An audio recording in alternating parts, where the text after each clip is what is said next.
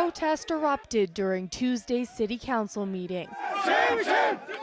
Shame, shame! Roughly 100 taxi drivers yelling and chanting about the city's draft bylaw to legalize Uber and other ride-sharing services. Some took off their shirts in protest, claiming with Uber taking business, the city is literally taking the clothes off their backs. I'm not worried about the license, the value of my license plate. I'm worried about my livelihood. City Council left to hide out behind the chamber. I'm not going to comment on the particulars of any of the security protocols but they're there for Council's protection and our staff's protection, and unfortunately that kicked in today. Acting City Manager Linda Cochran was able to calm the crowd after nearly 30 minutes so the meeting could resume. I told them, you promised you would be quiet. A number of amendments were made to the draft vehicle for hire bylaw Tuesday, which include keeping the licensing fee for ride-sharing drivers low, a suggestion that came from Uber. We've made some of the changes that they've suggested, though not all of them. The mayor says he's listened to concerns from both sides. In a statement, an Uber spokesperson says, while some clauses would prevent ride-sharing from continuing in Edmonton, Uber remains committed to working with staff and council to build trust and find a path forward. Mayor Iveson says the current bylaw is dated and needs updating, whether Uber decides to stay or not. For some reason, Uber decides that Edmonton's not a fit right now. There are other companies, maybe even Edmonton-based companies, who can move into the space that we would create with these new regulations. He adds the new draft bylaw is about providing more choices for consumers, not running taxi drivers out of business. Something he hopes everyone will understand eventually. 9-year-old Marco is helping his mom in the kitchen this weekend. Pretty nice to have a turkey for Thanksgiving. His favorite holidays are Christmas, Easter, and Thanksgiving because he knows he'll get a turkey dinner. Something his mom Amanda Patton learned is a privilege for many. I love turkey. I know lots of people love turkey, but lots of people can't afford turkey. This Thanksgiving, Patton helped make the traditional dinner a reality for hundreds in Red Deer. She initially bought 4 turkeys and 4 grocery store gift cards to give to local needy families. She says what happened next was incredible. My friends just started doing it, and then they started sharing, and then everybody on the buy and sell page and the leftover group started doing it, and I lost track at about 100. What started as an idea on Thursday has turned into what she calls a turkey tsunami. I'm mind blown, just mind blown.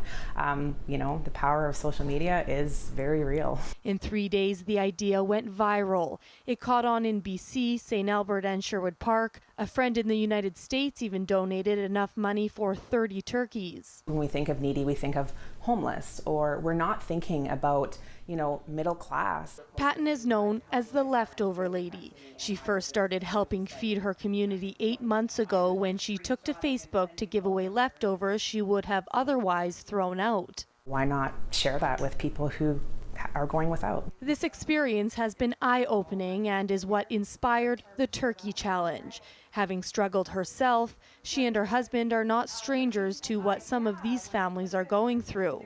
He was living in his truck, actually, at one point in the parking lot at work. Patton says she has more reason to be thankful this weekend, and after her family is through with this 16-pound bird, another family will enjoy the rest of it.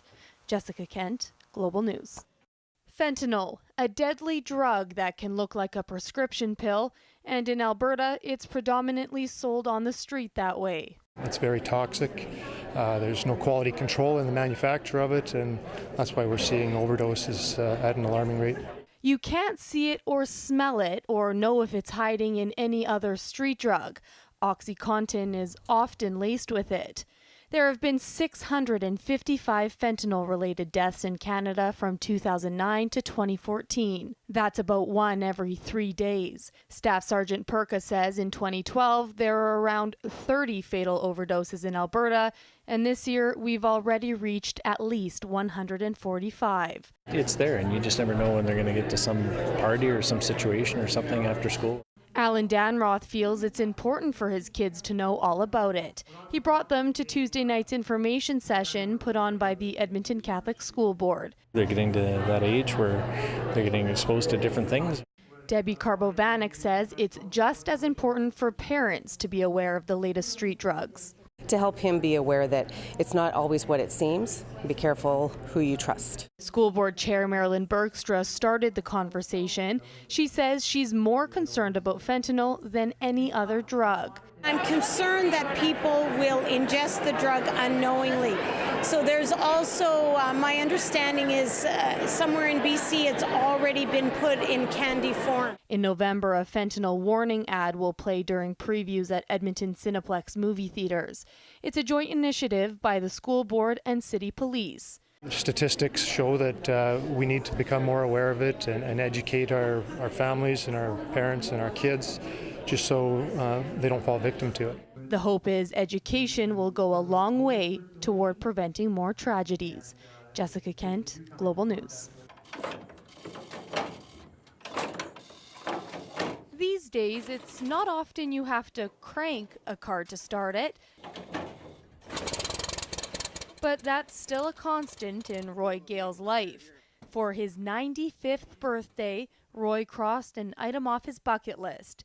Needing something to do, he built this car with some friends. They did run pretty good for me, so I thought, well, maybe we'll try out something a little more difficult. After a year and a half and several parades later, he hit the rural road to Edmonton in his Ford Model T.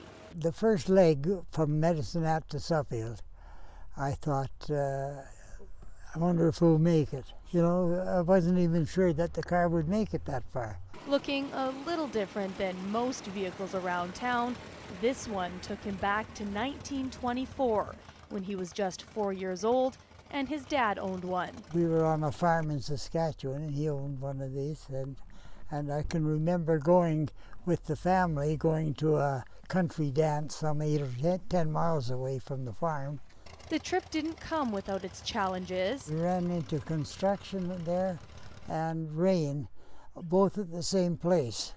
So we got in a real soup of soupy mud. And after more rain and no roof, we got a lot wet, yeah. Yeah, we got very wet. I hit one mud puddle that just splashed right over the whole car. Keep in mind, the first Model T came out in 1908, and back then, windshield wipers weren't standard. My co-rider that was with me, I got him so good because he was standing up trying to keep my windshield clean. But he made it. After 2 car batteries, 2.5 days, and nearly 550 kilometers traveled, this Model T putted its way into the capital city Tuesday, a journey 95 years in the making. Jessica Kent, Global News. If Thomas Dang becomes an MLA, I will literally eat my hat. Words Ian Dawson is still digesting. It taught me a brief lesson about the word literally. You could say his Saturday was a little more unusual than expected. Yo, could you direct me towards, your most edible hat? His words weren't the only thing he ate after his friend, 20-year-old Thomas Dang, was elected. I never would have seen an NDP majority coming. I sent him a congratulations text message when the polls closed, and the first thing he said is, "I hope you have a good hat." So I thought I have to have some fun with it. Now living in London, England for the year, Ian proved he's a man of his word in this video. This is a hat I think I can eat.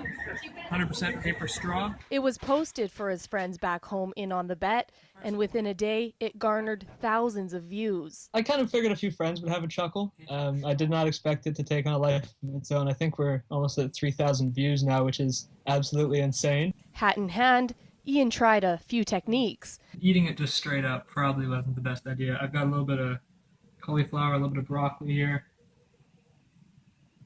a little bit of straw hat. He moved on to hat as a topping on his steak dinner, then replaced traditional sprinkles on his ice cream with, well, hat. Not the worst, though. Not the worst. Between, selecting a hat, preparing a hat, eating a hat, I'd say it took about 6 or 7 hours. I don't think you can just sit down and consume a hat in one sitting. Ian says he'll be choosing his words a little more carefully from now on, tipping his hat to his friend before it was gone, but reserving all advice. I don't think he needs to be taking wise words from a guy who's eating a hat. He's a brilliant guy. He'll do good. Jessica Kent, Global News.